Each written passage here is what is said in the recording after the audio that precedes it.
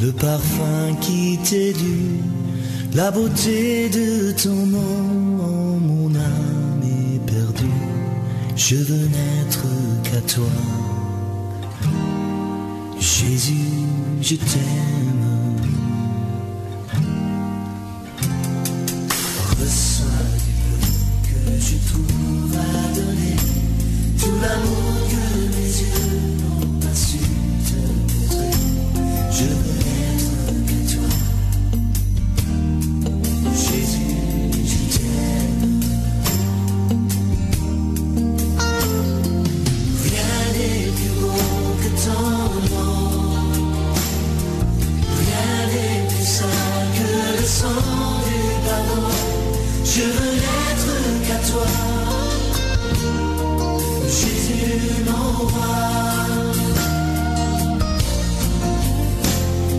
Je ne veux rien que vouloir te louer, adorer ton saint nom et ta fidélité.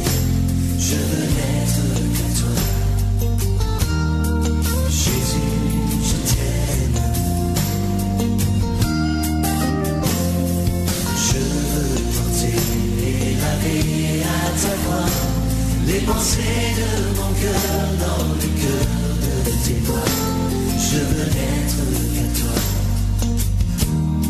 Jésus, je t'aime. Rien n'est plus beau. Tu vas élever ta voix pour bénir le Seigneur pour ce que tu as entendu. La Bible dit dans Hébreux 2, que quelqu'un lise Hébreux 2, verset 1, s'il vous plaît. Quelqu'un lise, qu'il lise. Hébreux 2, verset 1. Ce sera notre prière. Hébreux chapitre 2, verset 1. Hébreux chapitre 2, verset 1, et je le lis au nom du Seigneur. C'est pourquoi nous devons d'autant plus nous fier aux choses que nous avons entendues, de peur que nous ne soyons emportés loin d'elles. Amen. C'est pourquoi nous devons d'autant plus nous attacher aux choses que nous avons entendues, de peur que nous ne soyons emportés loin d'elles. Tu vas élever ta voix, que cela devienne une réalité pour toi. Prions au nom de Jésus. Éternel notre Dieu, tu es le Dieu puissant, tu règnes, tu vis éternellement. Chantons tous ensemble. Éternel notre Dieu, tu es le Dieu puissant, tu règnes, tu vis éternellement. Éternel notre Dieu, tu es le Dieu puissant, tu règnes, tu vis éternellement. Oh, tu règnes en ce lieu, Jésus, tu règnes, tu règnes, tu règnes, tu vis éternellement. Tu règnes, tu règnes, tu règnes, tu vis éternellement. Chantons au Seigneur, tu règnes. Tu règnes, tu vis éternellement. Oh, tu règnes, tu règnes. Réalise que le Seigneur Jésus, il règne. Tu règnes, tu règnes, tu vis éternellement. Oh, tu règnes, tu règnes en ce lieu, Seigneur, tu règnes, tu règnes, tu tu règnes, tu vis éternellement. Oh, tu règnes, tu règnes, tu règnes, tu règnes, tu vis éternellement. Tu règnes, réalise que le Seigneur Jésus règne. Tu règnes, demande-lui de régner dans ton cœur. Tu règnes, tu vis éternellement. Réalise qu'il règne. Yeshua HaMashiach. Il est le même. Hier, aujourd'hui, éternellement. Saint-Esprit de Dieu. Seigneur Jésus, nous nous tenons en ta sainte présence, devant ta sainte face, pour reconnaître que tu es le roi des rois. Toi qui marches au milieu de l'Église, toi qui marches au milieu de l'Église, dis-toi qui est élevé, nous te bénissons parce que tu ne changes pas. Oui, tu es l'alpha et l'oméga. C'est toi le chef de l'Église. Jésus, nous t'élevons. Toi qui nous as séparés du monde. Toi qui nous as mis à part. Jésus, pour t'élever des louanges, pour te célébrer, pour t'élever des victimes spirituelles. Jésus, nous t'élevons parce que tu es Dieu, parce que c'est ton Église. Jésus, nous te célébrons. Oh, est-ce qu'on peut acclamer pour le roi des rois? Hey, je dis acclamons pour le roi des rois. Le roi des rois. Je dis acclamons pour le roi des rois. Acclamons pour le roi des rois.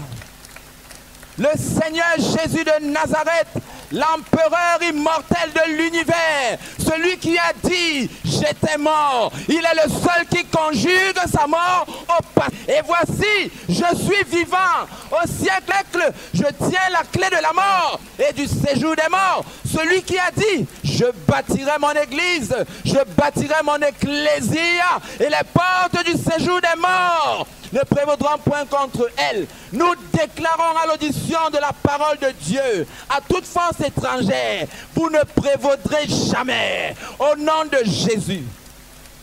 Seigneur, merci. Seigneur, nous voulons nous effacer pour que toi tu sois vu. Parle, Seigneur. Par nos lèvres humaines, communique ta parole divine. Et comme Jean-Baptiste l'a dit, il faut qu'il croisse et que je diminue. Seigneur, nous nous effaçons. Glorifie ton nom et édifie ton Église. Amen. Amen. Nous allons prendre place dans la présence du roi des rois. Que le Seigneur te bénisse. Je veux te dire que tu n'es pas venu ici en vain. Si tu avais prévu de rentrer à une certaine heure, ne rentre pas. Sinon, tu pourrais manquer quelque chose que le Seigneur a pour toi. Et je veux vous encourager à assister à tous les jours de la conférence. Parce que chaque jour, le Seigneur va déposer quelque chose de plus. Amen. Amen. Et il se pourrait que ceux qui viendront demain et qui ne sont pas venus aujourd'hui soient un peu déphasés. Parce que demain, nous allons dénoncer des choses clairement.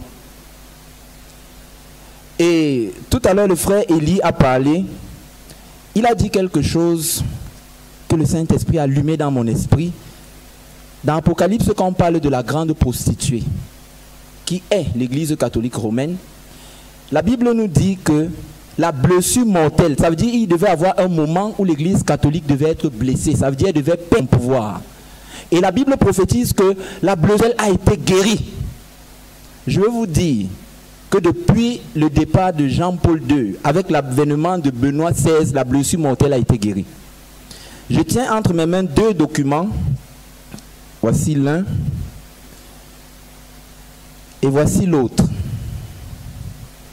Le pape Benoît XVI, le 6 juillet 2009, il a établi un document qui appelle le monde à la soumission à une nouvelle autorité. C'est l'Antéchrist. Nous sommes, c'est-à-dire le faux prophète est en train de préparer déjà le terrain pour l'Antéchrist. Et vous pensez qu'il y a encore le temps? Il y a des gens qui nous ont dit lorsque nous organisions cette conférence que ce n'est pas le temps de Dieu. Je leur ai dit, ça n'engage que vous. Je sais ce que le Seigneur a dit. Amen. Ne faisons pas l'erreur des pharisiens. Le temps arrivé, toutes les conditions étaient réunies pour recevoir la première venue du Messie. Mais ils ont dit non, ce n'est pas lui. Nous sommes dans le temps où Jésus va revenir, mais il y a des gens qui pensent que non, il y a encore le temps. Voici le contenu de la déclaration. Ils ont déclaré, tous ceux qui ont signé cette déposition. La déposition est appelée Caritas in Veritate. Ça veut dire la charité dans la vérité. Là-dedans, le pape a demandé qu'on change le fonctionnement des Nations Unies. Et en plus de cela, il a demandé en cette période de crise économique mondiale qu'il faudrait qu'il y ait une nouvelle autorité politique mondiale incarnée par un super leader, dont l'autorité internationale ayant une dimension théologique transcenderait non seulement les limites économiques mais aussi nationales de tous les pays du monde. J'ai jugé plus sévèrement parce qu'on a l'actualité sous nos yeux, on a nos yeux, ça s'accomplit, mais ça ne dit rien à personne. Et ils appellent de leur vœu l'Antéchrist, à qui ils sont prêts à rendre allégeance. Ceci est la préparation de Apocalypse 13, tel que la Bible l'a dit. Et je vais vous dire également que la marque de la bête est déjà là.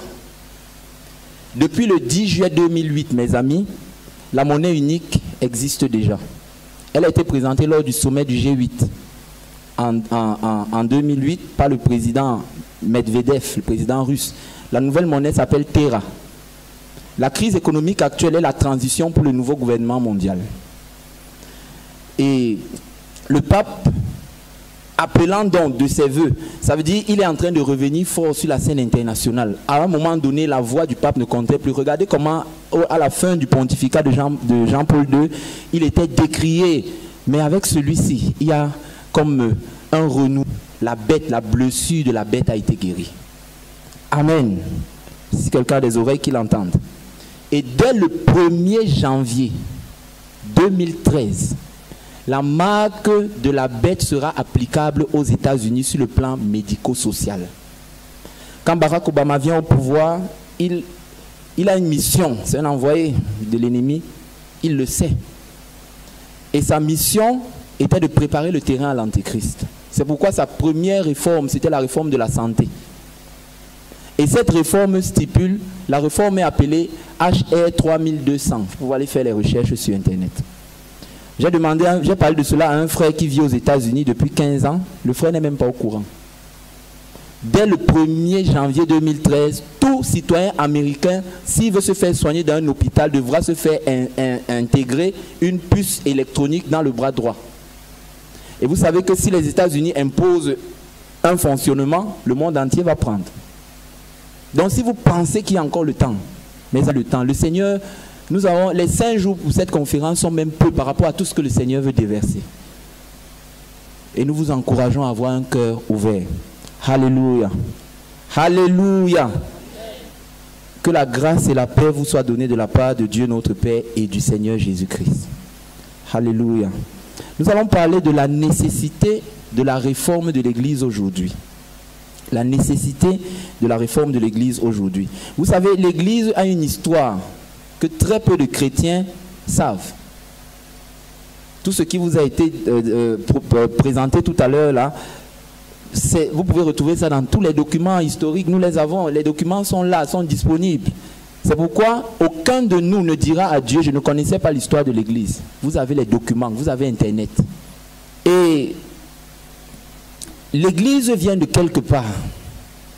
La situation actuelle de l'Église s'explique par les erreurs qui ont été faites hier. si on ne corrige pas les erreurs qui ont été faites hier, on ne comprendra pas pourquoi l'Église est ce qu'elle est aujourd'hui et on ne comprendra et on ratera le rendez-vous de demain qui est l'enlèvement. Amen. Donc, nous mettons le lien entre le présent, le passé. On ne peut pas changer ce qui est arrivé dans le passé. C'est arrivé. Mais nous pouvons changer notre condition actuelle pour nous préparer par rapport à notre condition future. Et dans l'agenda de Dieu, la prochaine chose qui se produit, c'est l'enlèvement. Mais est-ce que nous sommes prêts? La nécessité de la réforme. Si je veux donner comme un mot de conclusion avant même de commencer, parce que vous savez, Dieu commence par la fin. Il y a eu un soir et il y a eu un matin. La nécessité de la réforme, c'est que sans réforme, il n'y a pas d'enlèvement. Parce que ça, c'est la réforme finale. Toutes les autres réformes qui ont eu lieu avant étaient des réformes partielles. Dieu restaurait la vérité. Dieu restaurait. Quand vous allez suivre cette conférence, vous allez certainement rentrer étant bouleversés. Parce que Dieu va détruire la théologie que vous avez emmagasinée, peu importe si ça fait 20 ans que tu es dans le Seigneur. On peut très bien faire 20 ans dans l'erreur. Et le Seigneur va toucher beaucoup de points. Les points qui n'ont pas été touchés par les réformateurs précédents. Le Seigneur est en train de jeter la lumière sur ces points-là. Et quand le Seigneur dit la restauration de toutes choses, rien ne sera mis de côté. Je vous dis, Dieu est minutieux. La Bible dit que même les cheveux de nos têtes sont comptés. Si Dieu a dit X dans la Bible, il y a une raison pour ça. Mais le triste constat, c'est que nous choisissons les versets bibliques auxquels nous croyons. On a même catégorisé, il y a les versets bibliques pour les nouveaux croyants, il y a les versets bibliques pour les anciens convertis.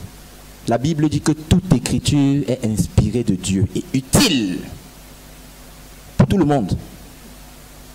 Donc, le Seigneur nous conduit quelque part. Nous allons essayer par l'Esprit de Dieu de présenter pourquoi la réforme est nécessaire. Il y a quelqu'un qui m'a dit que Dieu n'a pas besoin de réformer son Église. Je lui ai dit que l'intelligence voudrait que quand on ne comprend pas quelque chose, on pose d'abord la question que tu entends quoi par réforme. Il y a des gens qui disent, la réforme c'est quoi? Ah, pardon, laissez-nous ça. Ils ne savent pas que c'est la clé de l'enlèvement. Quelqu'un dise la clé de l'enlèvement. Parce que vous voyez, le corps physique du Seigneur Jésus a été déformé. N'est-ce pas? Et le Saint-Esprit a reformé son corps. Après ça, Jésus a été enlevé. C'est pas ça. C'est pas ça. De même, le corps spirituel de Jésus, qui est l'Église, a été déformé par les religieux. Parce que ce sont les pharisiens qui ont été les meurtriers du Seigneur Jésus. Ils ont déformé son corps. Jésus leur a dit déformer ce temple. La Bible dit qu'il parlait. Le mot temple là-bas dans le grec, c'est naïos. C'est le même mot que la Bible emploie dans 1 Corinthiens 1,16, 3,16 pour dire nos corps sont le temple. Il dit détruisez ce temple. Jésus s'adresse aux religieux qui sont en face de lui et il s'adresse aux religieux de toutes les générations. Il dit détruisez ce temple, à la fois spirituel et physique. Mais en 3 jours, je le relèverai. Au matin du 3e jour, le Saint-Esprit a reformé le corps physique de Jésus qui avait été déformé.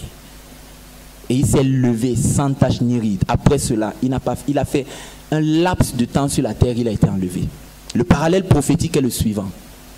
Satan, par les religieux, a voulu détruire l'église du Seigneur pendant 3 millénaires. Nous sommes au matin du 3e millénaire. Un jour devant Dieu est comme 1000 ans. Nous sommes au matin du 3e jour. Le matin au cours duquel le Saint-Esprit reforme le corps spirituel qui a été déformé en enlevant toutes les taches et toutes les rides. Et lorsque l'église se tient devant le Père sans tache ni rides, alors elle a un laps de temps avant d'être enlevée. Pas de réforme, pas d'enlèvement. Et je vais vous dire par l'Esprit de Dieu, dans Luc 7, verset 30, la Bible dit que les pharisiens se sont disqualifiés pour le dessein de Dieu en rejetant le message de réforme de Jean-Baptiste. Tous ceux, je le dis à quiconque, si vous voulez aller dire que j'ai dit, je parle de la part du Saint-Esprit. Tous ceux qui rejettent le message de la réforme se disqualifient pour l'enlèvement. Ce n'est pas notre message, c'est son message. Nous ne sommes que des envoyés. Nous ne venons que communiquer ce qu'il nous a dit. Alléluia. Alléluia. Donc beaucoup de choses se sont à l'intervalle entre la génération de Paul et la nôtre. Ils ont détérioré le fond et la forme de l'Église. Ce qui explique le fait qu'on ne s'identifie pas aujourd'hui au modèle de l'Église que vous voyez dans votre Bible. Le modèle n'est pas ce que vous voyez à la télé. Le modèle n'est pas ce que vous voyez, les affiches collées partout, toutes ces choses-là. N'oubliez pas, tout ce qui est élevé devant les hommes est une abomination devant Dieu. Le modèle, c'est ce qui est dans la Bible. Amen. Amen. Dans Ecclésiaste 7, verset 13, le Saint-Esprit pose une question. Il dit, regarde l'œuvre de Dieu.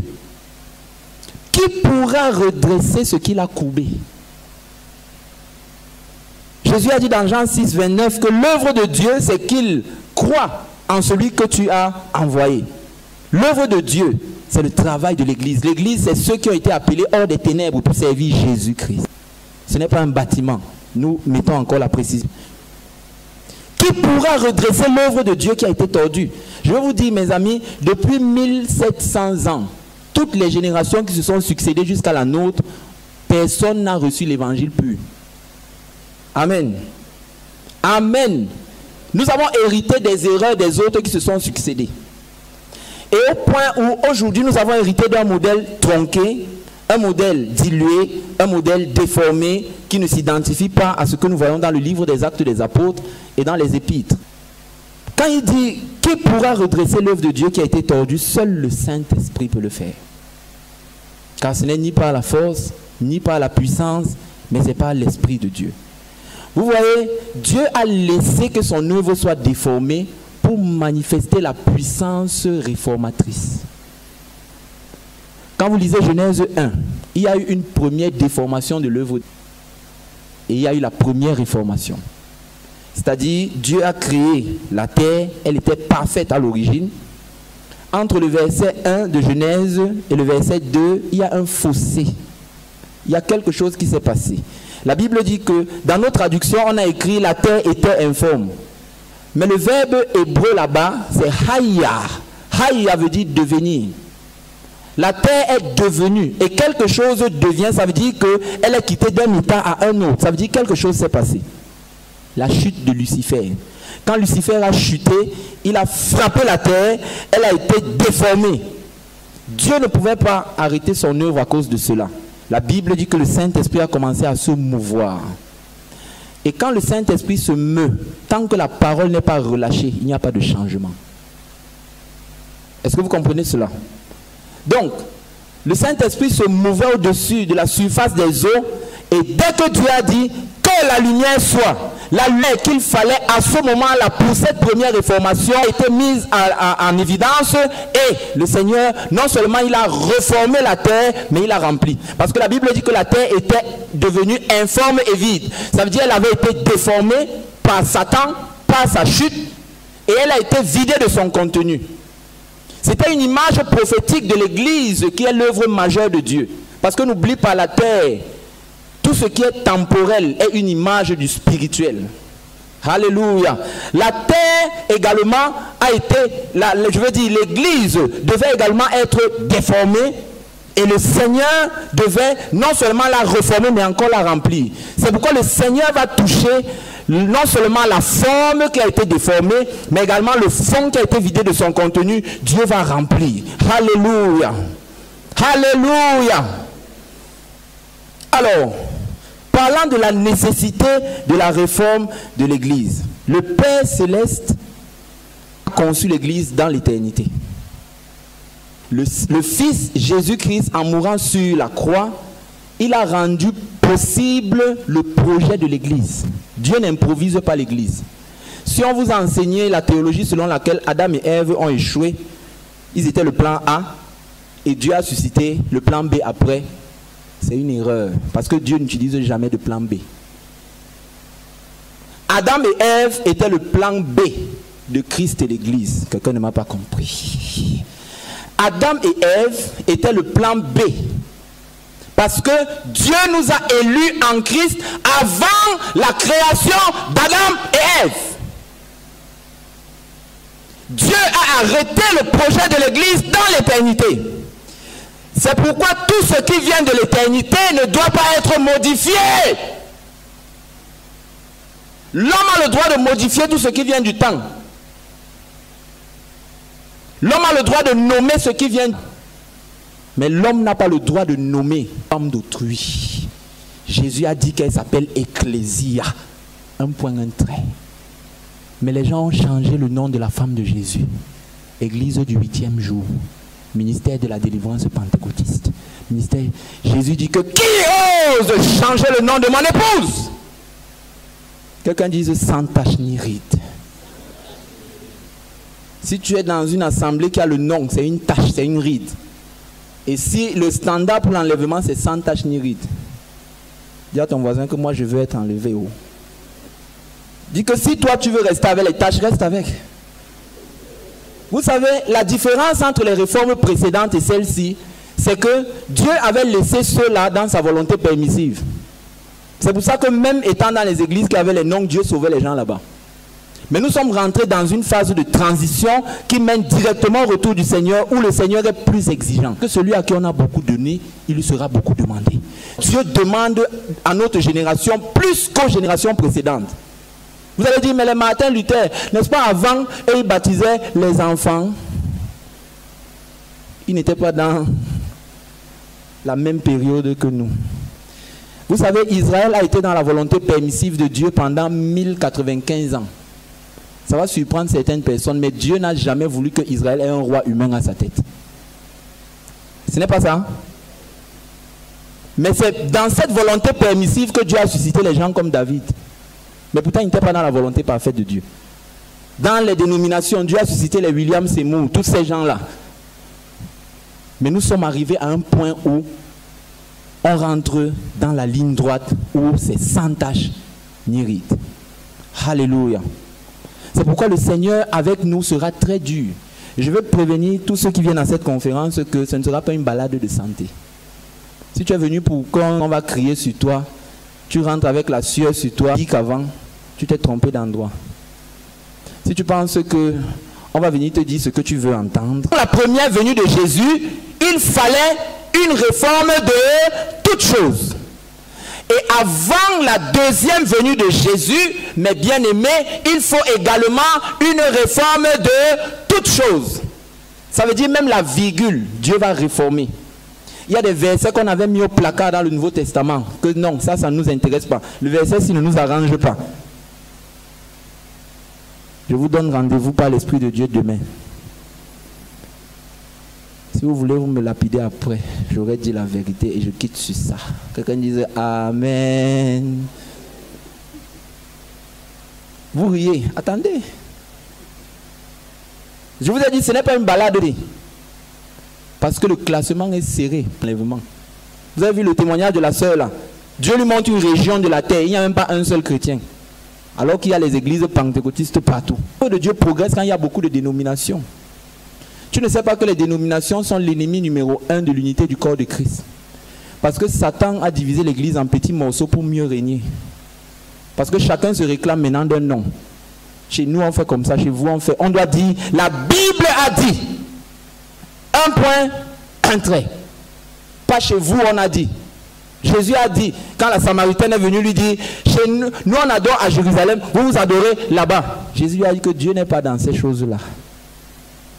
Dieu est dans sa parole. Et il faut une réforme de toutes choses. Toutes choses là, le mot grec c'est pas, P-A-S, pour toutes choses. Ça veut dire chaque chose prise individuellement. Jusqu'à l'habillement. Quelqu'un dise c'est grave.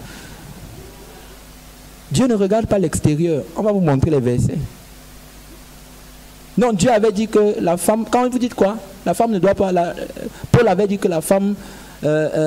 sûrement Paul avait les problèmes avec les femmes. Oui, supposons que Paul avait les problèmes avec les femmes. Quand il a dit qu'il ne permet pas à la femme d'enseigner. Satan va te dire, c'était un problème culturel. Je te pose une question. Si c'est un problème culturel.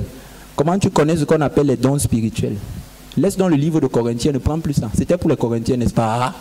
Ne prends pas une partie. Maintenant, si tu dis que Paul avait les problèmes avec les femmes, il n'était pas marié. Bon, prenons le cas de Pierre. Pierre était marié. Pierre a redit la même chose là-bas. Tu vas dire c'était un problème culturel pour les Juifs. Ça, c'est ce que Satan va te dire. Problème culturel, contexte, il remonte à Adam et Ève. Adam et Ève étaient de quel? Ça veut dire que ça concerne toute l'humanité. Amen.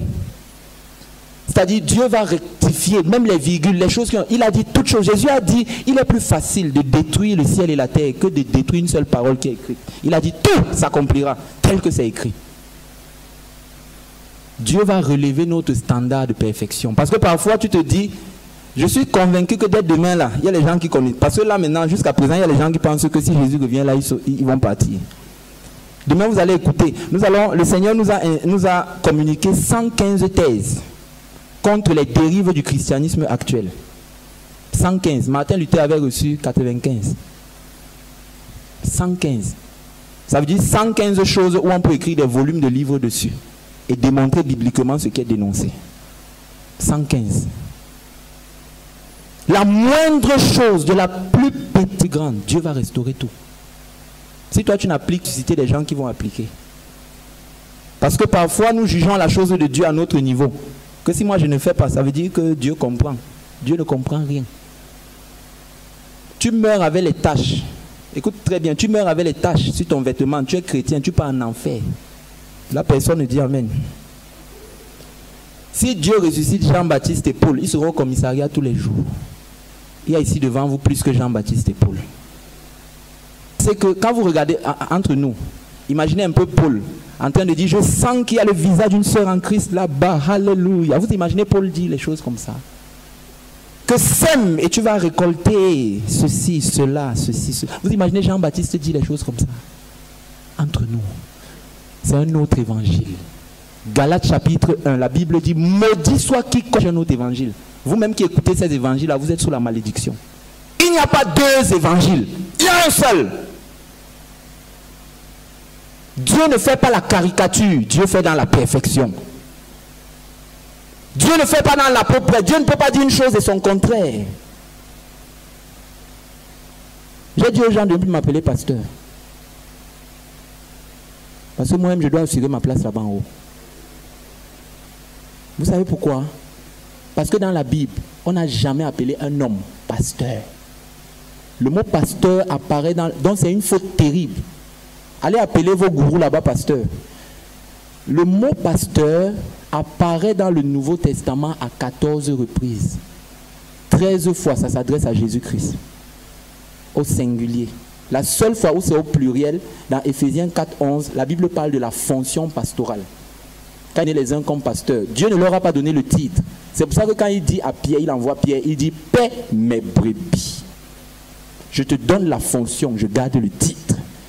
Quelqu'un dit « Le pasteur Jésus ». Hey! Quelqu'un dit « Le pasteur Jésus ».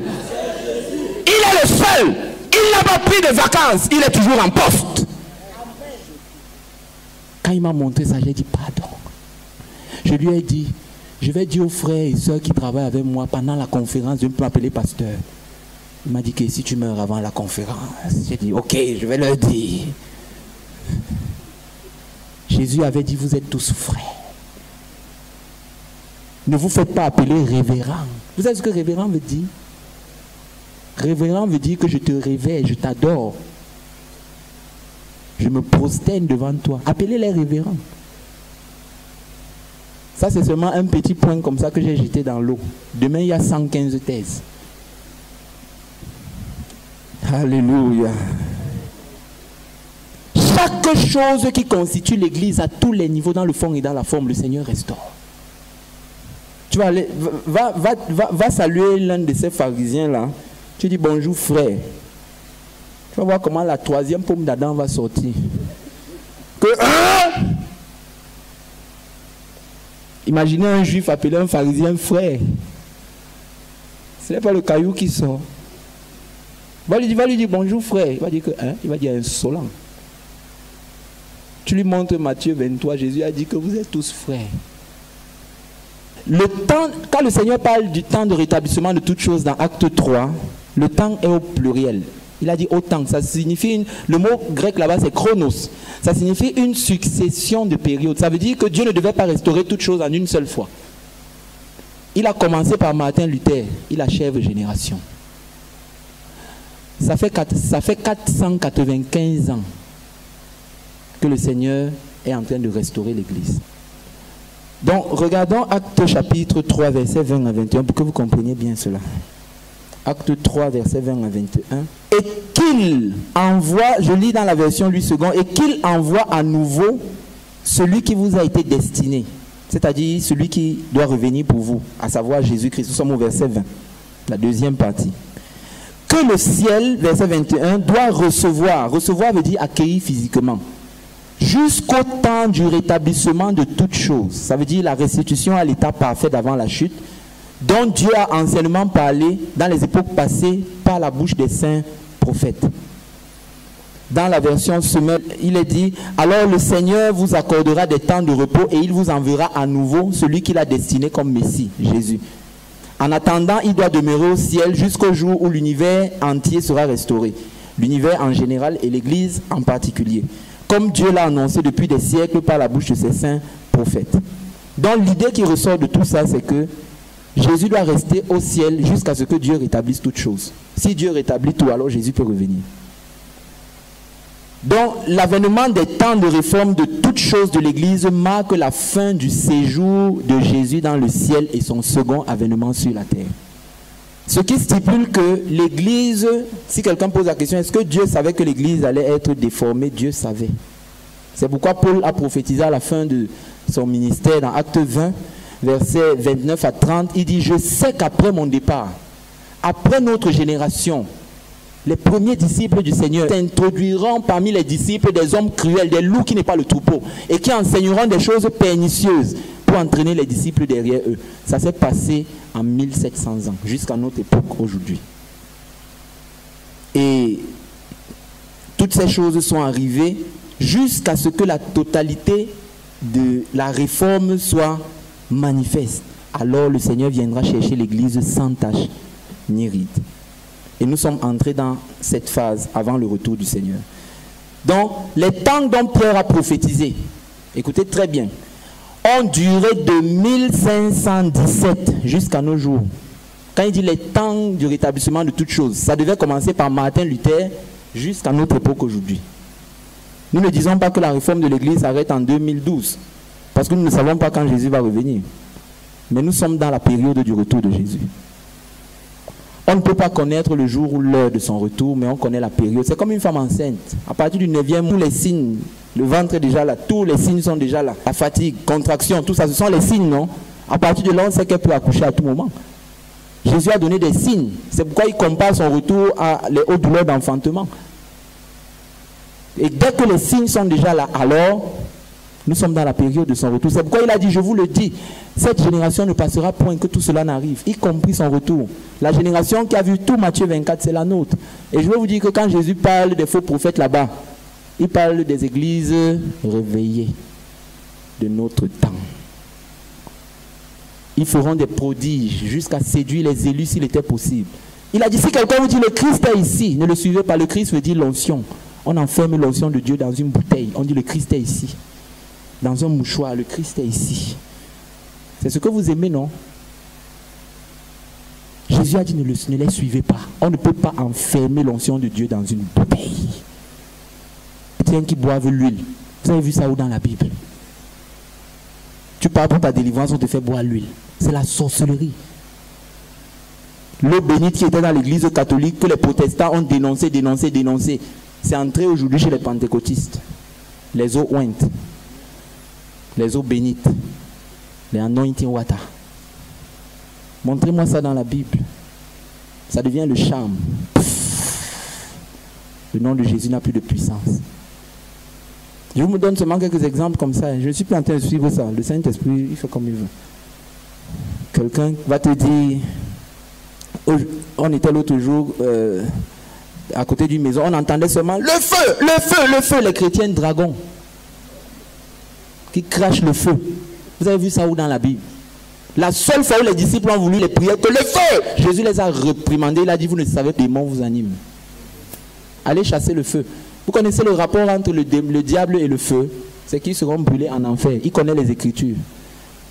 Vous allez dire, n'est-ce pas, il y a les manifestations. Il peut y avoir de très bonnes manifestations et Dieu n'est pas là. Allez demander à Élie. Il voit le tonnerre, boum, Dieu n'était pas dedans. Il voit le fire, boum, Dieu n'est pas dedans. Fire!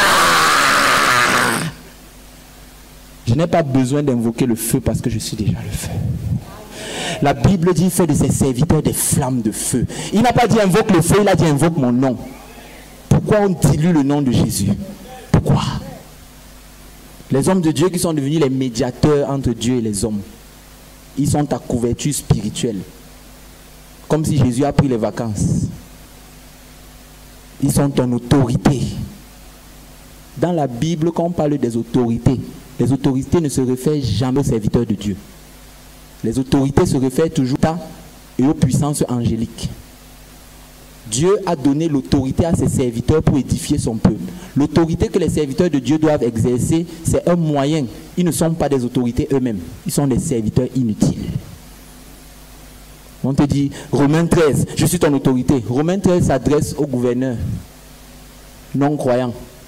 Jésus a dit qu'il est serviteur de Dieu pour ton bien. Quand tu ne payes pas l'impôt, il doit venir couper l'électricité chez toi. Les chrétiens qui volent les factures, tu voles le câble. Tu es chrétien. Tu pries, Dieu va bénir. Alléluia.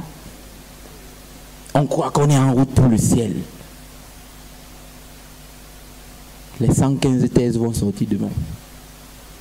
Ça, c'était simplement, le Saint-Esprit jette juste une ombre comme ça. Quelqu'un dise la réforme. Pour entrer aux États-Unis, c'est très dur. Vous pensez qu'on entre au ciel comme ça? Oh. On n'entre pas au ciel comme ça. Le ciel est gratuit, mais pour aller là-bas, c'est dur. Je comprends maintenant la parole où Jésus dit que le chemin est resserré. Que peu sont ceux qui trouvent. Satan a fait croire aux gens que quand vous avez les méga churches, vous êtes nombreux. Alors, comme vous avez beaucoup de membres, votre ministère a du succès. Jésus ne demande pas le nombre. Jésus ne demande pas la quantité. Jésus demande la qualité. Il a demandé de faire des disciples, pas des membres de religion. Parce que quand on fait les membres de religion, on fabrique des enfants de l'enfer 2 fois plus que nous-mêmes. Ça veut dire que soi-même, on est déjà en chemin pour l'enfer. Et le Seigneur m'a dit que beaucoup de gens qui se sont levés pour parler en son nom sont en enfer aujourd'hui. Beaucoup. Beaucoup de pasteurs sont en enfer. Vous savez, Jésus a dit que, je le dis à quiconque, dernier avertissement qu'il donne dans la Bible. Si quelqu'un ajoute dans ce livre, le mot livre là-bas dans le grec c'est Bible. Il ne parle pas du livre d'Apocalypse. Il parle de la tête de la Bible. Il dit si quelqu'un ajoute, il ajoutera sa part dans les fléaux. Les fléaux décrits, c'est la description de l'enfer que Dieu a donné dans toute la Bible. Et il dit que si la personne ajoute, Dieu va retrancher sa part dans l'arbre de vie. Ça veut dire qu'il n'a pas droit à la vie éternelle. Et Jésus a dit, laissez-les. Ce sont des aveugles qui conduisent des aveugles. Certains d'entre vous sont là. Vous savez que les bergers où vous êtes là sont aveugles. Mais vous êtes toujours là. Jésus a dit, vous savez que chaque parole de Jésus va s'accomplir, non? Il a dit que ce sont des aveugles. Donc si un conducteur aveugle conduit les aveugles, les deux vont tomber dans un trou. Tu vas dire, je vais les changer. On ne change pas un système. La seule façon de vaincre un système, c'est d'en sortir. Parce qu'on ne peut pas couper une branche sur laquelle on est assis. Dieu m'a fait sortir de là. Amen. Ça m'a coûté beaucoup de choses. Mais je n'ai plus de vie. Je vis pour Jésus. Je m'en fous de ce que les gens pensent. Si Jésus a dit OK, même si tout le monde dit Dieu et moi, c'est la majorité. Est-ce que quelqu'un est béni? Applaudis pour le Seigneur.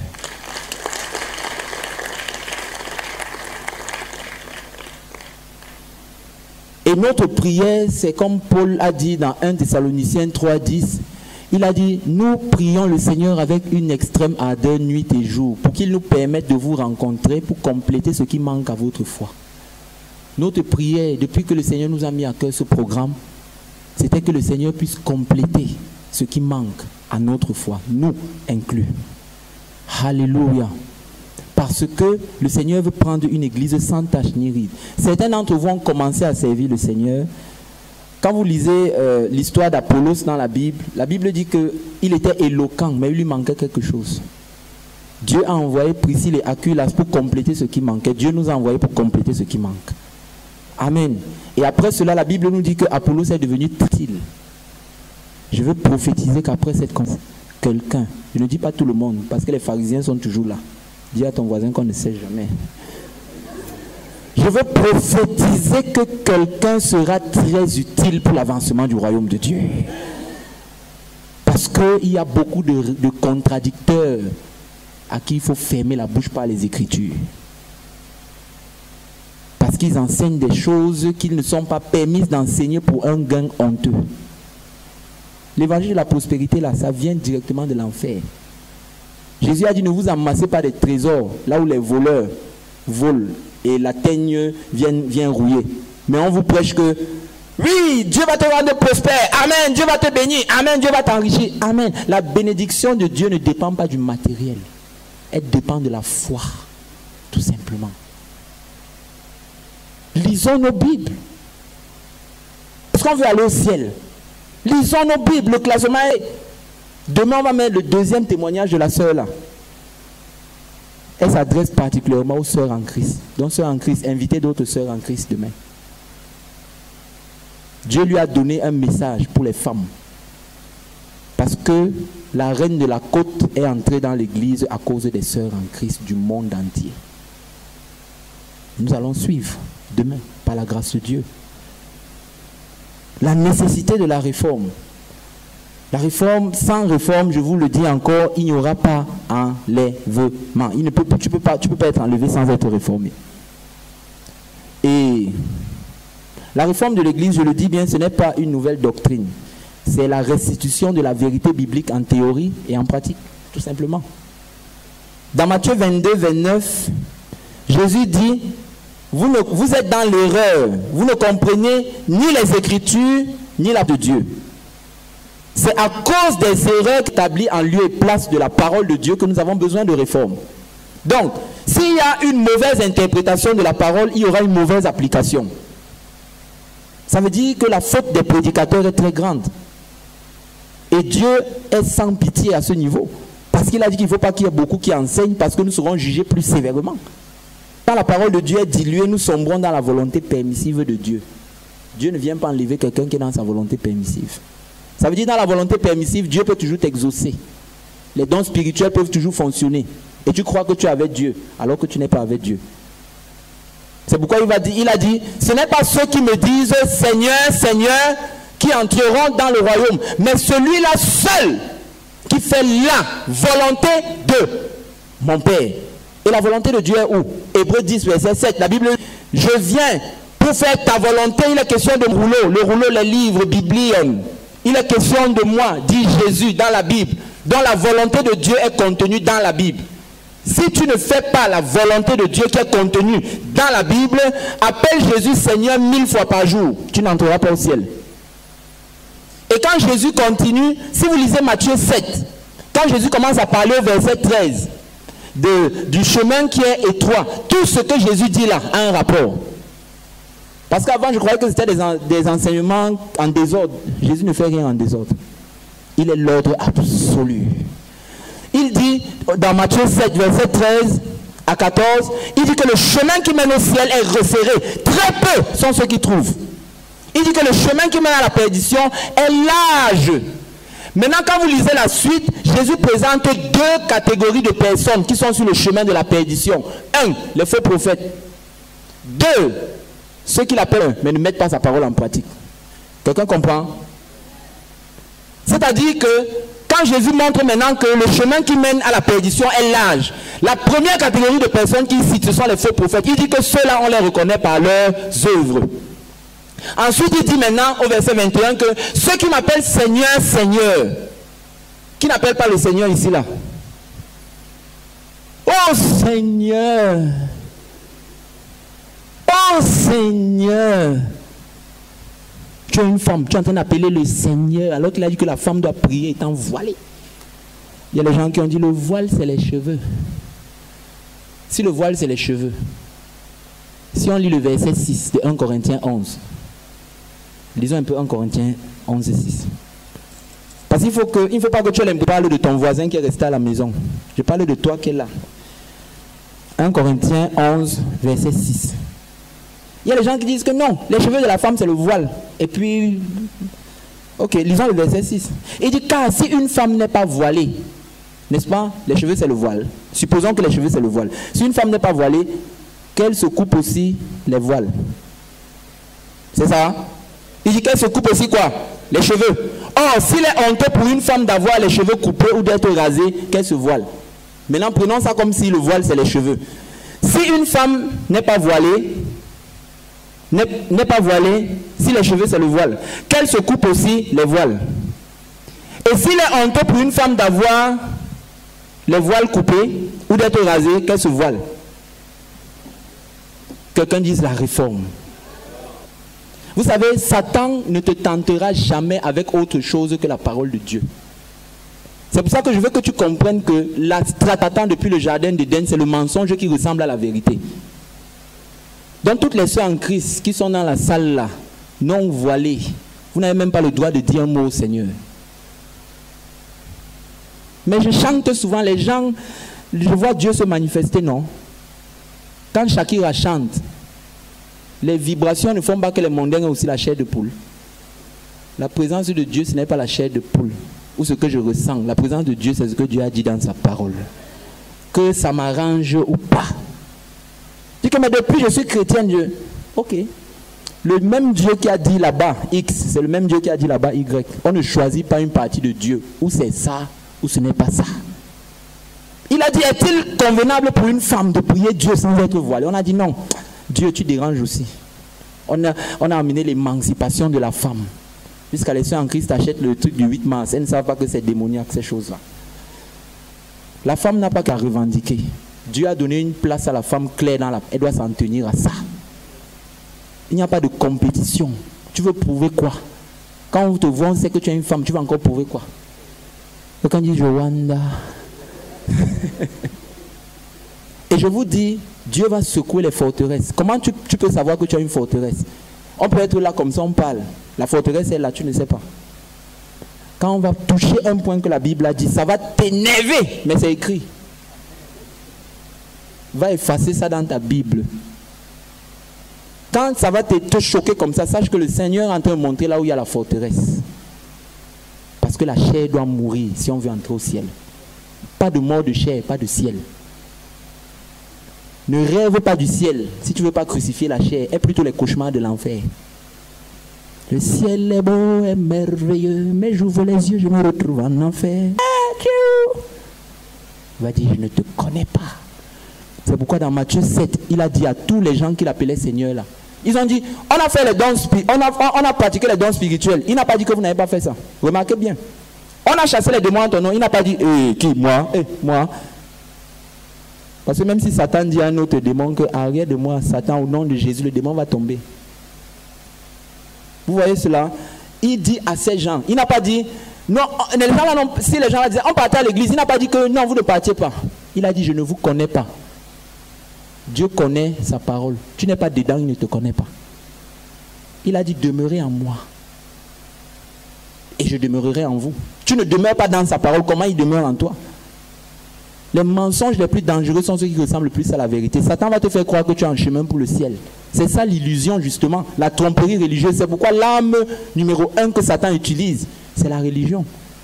C'est-à-dire on parle de Dieu dans la forme, mais dans le fond, quand ça ne respecte pas la parole, il n'est pas dedans. Même si vos intentions sont bonnes. Et il va dire, retirez-vous de moi, ouvrier d'iniquité.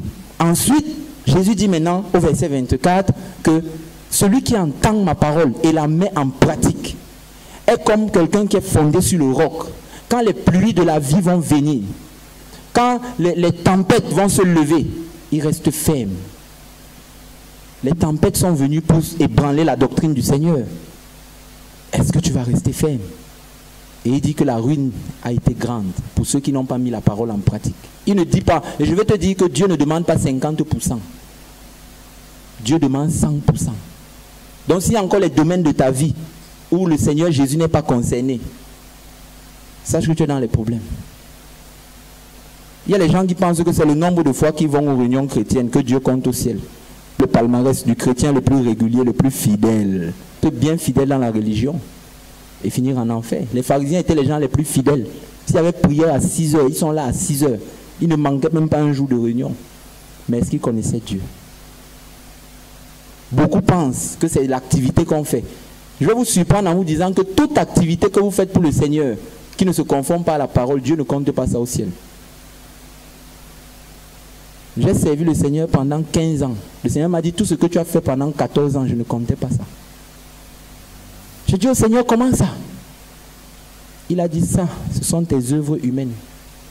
J'ai dit dans Éphésiens 2, verset 10, que tous ceux qui ont été recréés en moi, j'ai préparé des bonnes œuvres qui doivent accomplir. Les bonnes œuvres là sont dans la parole. Ce qui n'est pas dans la parole, Dieu ne compte pas. C'est pourquoi la Bible dit toute notre justice humaine est comme un vêtement souillé. Tout ce que vous faites sous un système dénominationnel, Dieu ne compte pas ça. C'est surprenant, n'est-ce pas? C'est l'isme. C'est pourquoi il a dit ouvrier d'iniquité. Donc vous travaillez pour l'iniquité. Parce que tout ce qui relève de la justice humaine, aux yeux de Dieu, même si ça semble être beau, c'est l'iniquité. Je vous dis, son standard de sainteté est tellement élevé. Nous ne sommes pas en train d'être les légalistes, mais nous sommes pour la légitimité de la parole. Il y a 4 façons de voir l'église. Il y a des gens, et je vais te dire, tu vas, quand je vais présenter là, tu sauras dans quelle catégorie tu te trouves. Il y a ceux qui sont dans ce qu'on peut appeler la vision hiérarchique. C'est ceux qui pensent que le point de vue général que l'église dans laquelle ils sont a donné est la vérité, même si ça ne se conforme pas à la parole. De telles personnes, leur raisonnement, c'est que si ce n'est pas la hiérarchie de mon église qui décide de ce que je dois croire et pratiquer, alors je ne peux pas accepter autre chose, même si on ne vérifie pas dans la Bible. Ça, c'est ceux qui sont dans la vision hiérarchique. Pour eux, hiérarchie qui décide de la chose de Dieu. Il y a ceux qui sont dans la vision de continuité. C'est ceux qui pensent que leur raisonnement, c'est qu'on continue ce que les pères ont laissé. On continue ce que nos pères ont fait, même si c'était l'erreur. Que les pères ont dit de faire comme ça, comme ça. Jésus a dit à ceux-là qu'ils annulent la parole de Dieu par la tradition de leur père. Que tu ne sais pas que chez nous, ici, dans la mission évangélique du 4e jour, que c'est comme ça qu'on fait. Tu ne sais pas que notre daddy, je vais te surprendre en te disant même que dans le Nouveau Testament, il n'y a pas de porteur de vision. Il n'y a pas de fondateur de ministère dans le Nouveau Testament. Montre-moi un. Montre-moi un. Quand le Seigneur m'a dit ça, j'ai détruit toute la structure du ministère que j'avais bâti. Jusqu'à enlever le nom. Ce n'était pas facile. Je crois qu'il y a des pasteurs qui sont peut-être dans la salle. Je te dis, mon frère, ce n'est pas facile. Voilà. Soit tu vas faire plaisir aux hommes, soit tu vas faire plaisir. Paul a dit, si je plaisais encore aux hommes, je ne serais plus serviteur de Christ. Imagine, tu vois tout ça, tous les plans que tu avais bâtis pendant des années. Dieu dit que ce n'est pas dans la Bible. Je dis, hey, j'ai déchiré tout. C'était comme si je déchirais mon propre cœur. Mais le Seigneur m'a libéré. Et il peut aussi te libérer. Parce que le plus grave, c'est que tu es dans le faux, tu crois que c'est le vrai. Ça, c'est ce que Satan fait. Après, il ne te dérange plus. Tu vas faire telle chose, ça donne. Eh, Dieu m'a béni. Témoignage, Dieu m'a donné la voiture, Dieu m'a donné le mari. Personne ne dit, Dieu m'a délivré de tel péché. Tous les témoignages tournent autour de l'homme de Dieu, la superstar.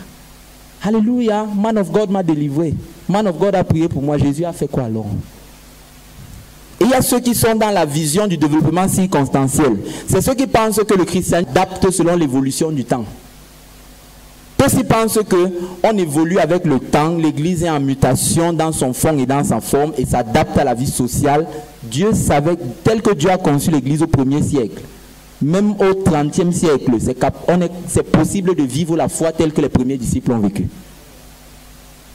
Parce que dans toutes les générations, il y a les maisons, non? L'église est une famille.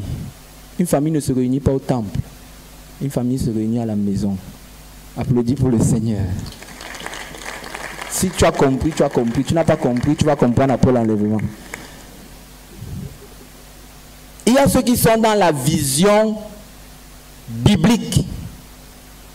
Eux, ils sont pour le créationnisme chrétien. C'est-à-dire, ceux-là pensent que Dieu a créé un modèle qui est appelé à se multiplier selon son espèce. Et ceux-là pensent que c'est les apôtres et le Seigneur, par le modèle qui est montré dans le livre des Actes, qui ont le dernier mot en la matière qu'on appelle l'Église. Je suis de ceux-là. Et je veux que tu saches que Dieu a donné tout ce qu'il fallait pour l'Église dans la première génération. De l'an 30 à l'an 45, Dieu a formé l'Église. C'était par le ministère de Pierre. On peut délimiter ça de acte 1 à acte 12. Et dans la deuxième partie, à partir de l'an 45 jusqu'à l'an 70, c'était la période où Dieu a fixé la doctrine chrétienne par le ministère de Paul. Et la troisième période qui va de l'an 70 à l'an 100, c'était la période d'affermissement, où Dieu a affermi ce qui avait déjà été formé et la doctrine qui avait été fixée. Il a fait par l'apôtre Jean, avec notamment ses épîtres et le livre d'Apocalypse. Donc tout a été donné au départ. Il n'y a rien à ajouter là-dedans, rien à enlever. Merci. Personne n'a dit Amen. Amen. Et avant de terminer, je vais vous faire un parallèle entre l'histoire d'Israël et l'Église. Quand vous lisez Ecclésiaste 3,15, la Bible dit là-bas que ce qui a été, c'est ce qui sera. Dieu ramène ce qui s'est déjà passé. Dieu a opéré la restauration de l'homme. Puisque nous parlons de la restauration, je suis en train de vous expliquer ce soit le thème de cette conférence, qui est les temps du rétablissement de toutes choses. Dieu a opéré la restauration de l'homme en 3 âges parallèles. Le premier âge, d'Adam à Abraham, ou d'Abraham à Jacob, d'Adam à Jacob, en passant par Abraham, Dieu a restauré au niveau familial pendant 2000 ans. Deuxième période, ou le deuxième âge, d'Abraham à Jésus, Dieu a restauré au niveau national avec Israël 2000 ans. Et de Jésus à nous, Dieu restaure au niveau mondial, international. Ça prend encore 2000 ans. Amen. C'est-à-dire, je le redis, Dieu a restauré d'Adam à Jacob pendant 2000 ans. C'était la restauration au niveau familial. C'est pour ça que vous allez voir que Dieu traitait seulement avec les familles. Et après, dans le deuxième âge d'Abraham, Jésus, Dieu traite avec un seul peuple, Israël. La restauration au niveau national. Et au troisième âge de Jésus jusqu'à nous, allez et faites de toutes les nations. Dieu restaure pendant 2000 ans au niveau international. Et quand on regarde l'histoire d'Israël et l'histoire de l'Église, c'est étonnant. Pendant les 400 premières années de l'histoire d'Israël, quand vous comparez les 400 premières années de l'histoire d'Israël, les 400 premières années de l'Église, c'est la même chose. Israël a été esclave en Égypte pendant 400 ans. Les 400 premières années de l'Église, elle a été persécutée par l'Église, par Rome, l'Empire romain. Et dans les 400 premières années d'Israël, Dieu va établir sa nation sur le fondement réalisé par Jacob et ses 12 fils. Parallèle de l'autre côté, dans l'Église, Dieu établit son fondement par Jésus et les 12 apôtres. Parallèle. Satan passe par la dynastie Pharaon et le système pyramidal pour écraser Israël. Quand on regarde de l'autre côté de l'Église, pendant les 400 premières années, Satan passe par la dynastie des Césars et leur système pyramidal pour écraser l'Église. Et à la fin des 400 ans, les Israélites reçoivent la loi de Moïse comme canon officiel, l'Ancien Testament. À la fin des 400 ans, les épîtres des apôtres avec les évangiles sont conciliés ensemble comme le canon officiel du Nouveau Testament. Et quand Dieu va établir la restauration de sa parole, je veux dire la révélation de sa parole sous l'Ancienne Alliance, Dieu va utiliser quelqu'un qui est sorti du système babylonien, qui était en Égypte, Moïse. Dieu va faire la même chose dans le Nouveau Testament avec quelqu'un qui sort du système pyramidal des pharisiens, Paul. C'est pourquoi, pour la dernière dispensation, Dieu va faire sortir des gens, des systèmes où Satan pensait qu'il avait le dernier mot. Il a fait. Moïse était du côté des pharaons là, mais il a sorti, Dieu a utilisé. Il a fait avec Paul. Paul était celui qui était du côté des pharisiens qui tuait même l'église. Il va le faire aussi avec toi. Tu as peut-être appelé les gens là église de chambre, mais je vais te dire que l'église est née dans une chambre. La chambre haute. Acte des apôtres commence dans une maison. Ça s'achève dans une maison. Ce n'est pas un hasard. Il n'y a même pas la trace d'une dénomination dans la Bible. Même pas. Et dans la deuxième période de l'histoire d'Israël, ça va être la période des juges. Pendant la période des juges, Israël va se diviser en différents territoires qui seront gouvernés chacun par un juge. Dans la deuxième période de l'histoire de l'Église, les chrétiens vont se diviser en 5 centres différents, à Alexandrie, à Rome, à Antioche, à Constantinople et à Jérusalem. Et chaque siège était dirigé par un patriarche. Comme dans le parallèle avec l'histoire d'Israël, le patriarche, c'était ceux qui étaient les juges. On venait les consulter pour la pensée de Dieu. À ce moment-là, c'était les patriarches de ces 5 points dans l'Église qui faisaient office de personnes, ressources par rapport à la parole de Dieu. Et cela a duré 400 ans. La période des juges a duré 400 ans. La période des patriarches dans l'Église a duré 400 ans. Je vais vous faire le parallèle pour que vous compreniez dans quelle période, ou au point où nous sommes arrivés. Là, vous allez voir que les périodes vont point par point, ce qui a eu lieu en Israël et par rapport à ce qui est arrivé dans l'Église. Dieu va unir Israël pendant 120 ans, après la période des juges. Il va les unir pendant 120 ans. Et dans la période, dans l'évolution de l'histoire de l'Église, à la fin des 400 ans des patriarches, on va voir également que l'Église va être réunie pendant 120 ans sous un seul royaume, les chrétiens. Et les 120 ans là, du royaume uni d'Israël, c'était le royaume de Saül, David et Salomon, 40 ans chacun, dont le total donne 120 ans. Et à la fin, il y aura, le temple va être souillé sous Salomon et l'idolâtrie va s'installer et tout ça. Cela va être le premier avènement de Jésus. De la même manière, l'Église, ce qui s'est passé, c'est que les petits-fils de Charlemagne, parce que c'est sous Charlemagne que le Seigneur avait uni l'Église comme un seul royaume. Et les petits-fils de Charlemagne vont tomber dans l'idolâtrie comme les descendants de Salomon.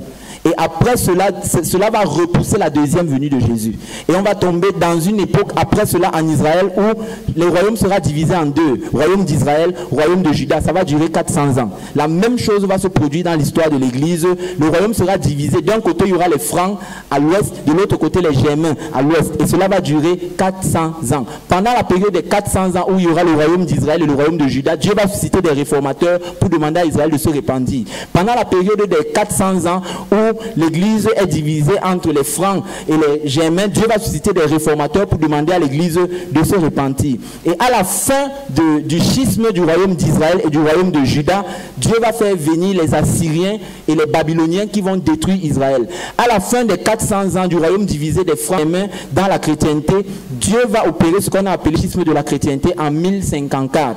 Et d'un côté, il y aura l'Église orthodoxe à l'est et de l'autre l'Église catholique romaine. Et c'est ainsi qu'elles seront sérieusement affaiblies, les deux pôles de l'Église à ce moment-là, comme cela était pour les deux royaumes d'Israël. Et après la période des divisions des deux royaumes d'Israël, il y aura l'exil à Babylone qui va durer 210 ans. Pendant la même période, dans le parallèle avec l'Église, nous voyons qu'il y a eu l'exil du pape et par conséquent de la chrétienté de l'époque qui a duré 210 ans exactement. Et pendant cette période, Dieu va susciter, après le retour d'exil, Dieu va susciter des personnes telles que Malachie, Esdras, Néhémie pour ramener son peuple. Dans le parallèle de l'Église, pendant cette même période d'exil et de captivité qui a duré 210 ans, Dieu va susciter des réformateurs comme Jean Hus et Wycliffe.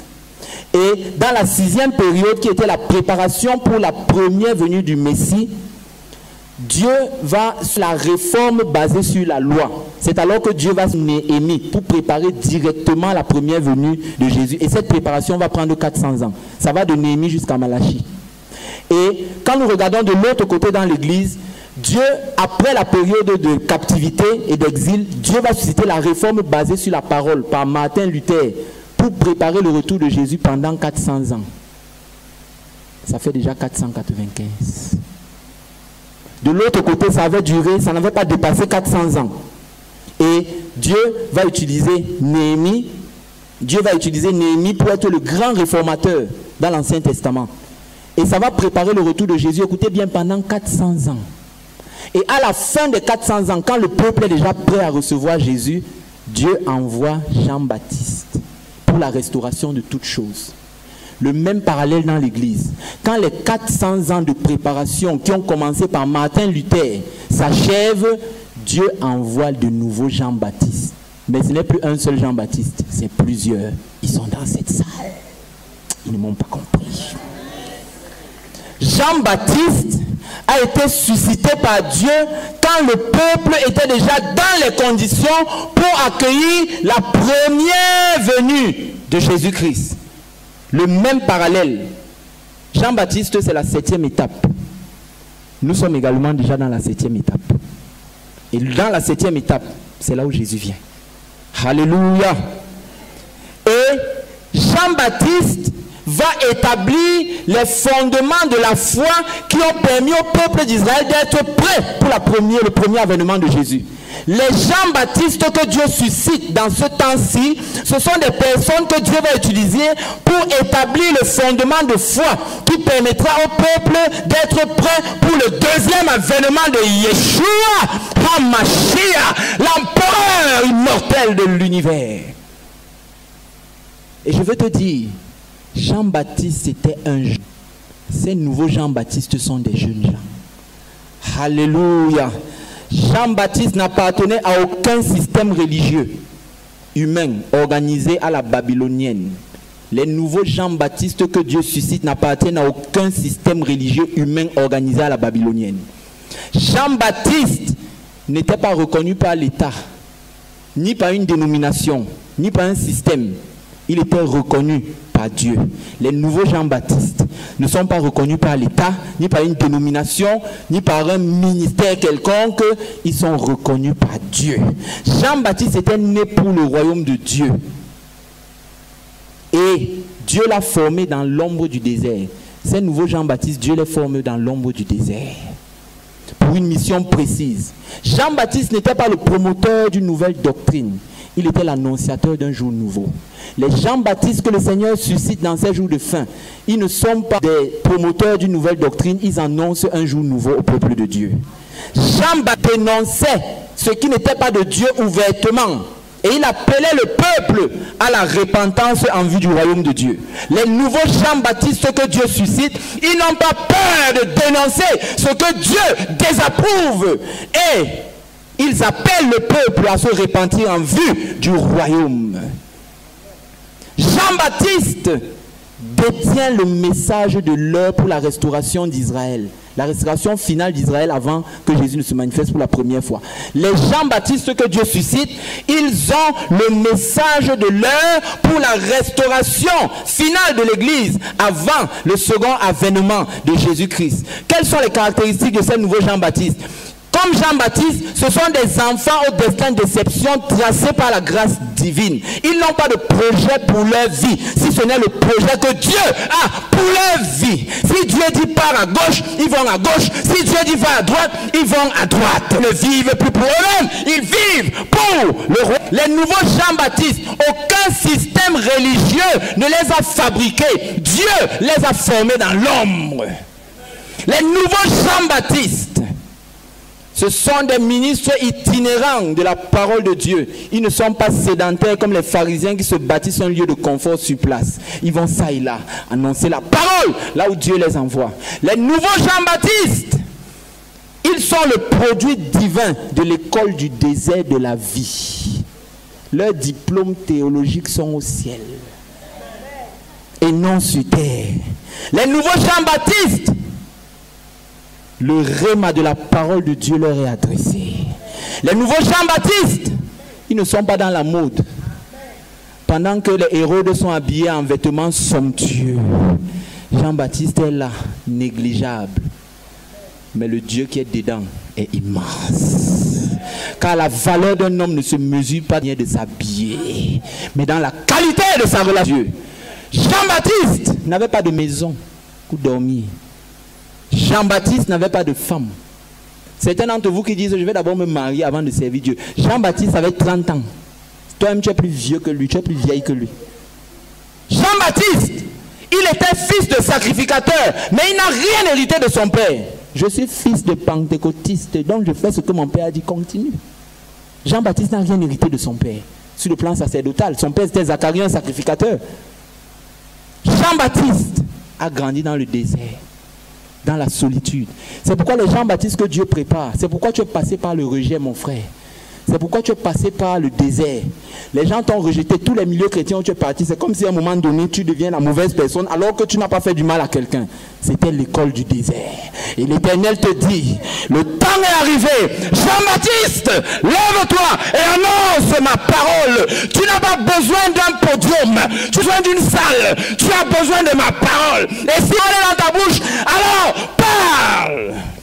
Et le peuple est venu écouter Jean-Baptiste. On doit faire comment pour se préparer pour le retour de Jésus? Dieu va envoyer des gens. Ils vont venir te demander qu'on fait comment pour être prêt. Alléluia. Jean-Baptiste n'avait pas peur des menaces ni de la prison. Beaucoup d'entre vous parlent, c'est le bruit. C'est quand vous allez sortir là, tu vas faire face à la confrontation. On va venir te menacer. Je vais voir si tu vas encore te tenir pour dire, dénoncer ouvertement. Jean-Baptiste disait, vous, toi, ce n'est pas ta femme là-bas, tu n'es pas marié. C'est aujourd'hui. Bonjour frère. Tu sais que le frère là vit dans le péché. Tu l'as vu avec sa petite amie hier soir. Bonjour frère. On ne veut pas heurter les gens. La Bible a dit de vivre en paix. La paix n'est pas l'absence de dénonciation du péché. La paix de Dieu. Alléluia. Les nouveaux Jean-Baptiste, ils ont une très grande mission, mais très peu de temps. Vous savez que Jean-Baptiste a fait un an de ministère seulement. Les nouveaux Jean-Baptiste aussi, on ne va pas faire le temps que les Paul ont fait là. Hein. C'est eux les ouvriers de la dernière heure. Ils auront le même salaire que les premiers ouvriers. C'est eux dont la Bible parle dans Apocalypse 12. Le fils qui sera enfanté par la femme, qui a reçu l'autorité pour paître les nations. On voit le fils là dans un seul verset. Verset suivant, il est enlevé. C'est pourquoi ceux qui sont porteurs de cette flamme finale que le Seigneur suscite, ils n'auront pas beaucoup de temps. L'enlèvement se produira. Alléluia. Les nouveaux Jean-Baptiste suscités par Dieu, ils sont venus pour jeter une lumière nouvelle sur des textes anciens qui pendant longtemps sont restés silencieux. Dieu peut faire un verset biblique pendant 1000 ans. Comme ça, boum, Dieu jette la lumière dessus. C'est ce que les nouveaux Jean-Baptiste font en ce moment-là. Alléluia. Que le Seigneur te bénisse. Au nom de Jésus-Christ. Above all powers, above all kings, above all nature and all created things, above all wisdom and all the ways of man, you were here before the world began. Above all kingdoms, above all thrones, above all wonders the world has ever known, above all wealth and treasures of the earth, there's no way to measure what you're worth.